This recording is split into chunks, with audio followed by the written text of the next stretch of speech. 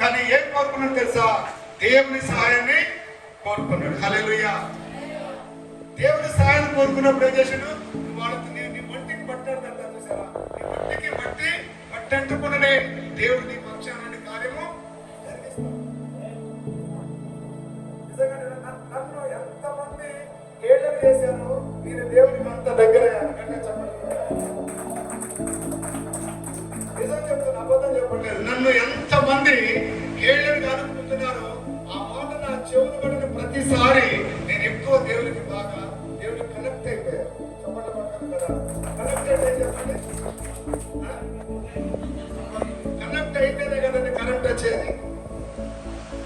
హల్లెలూయా. Connection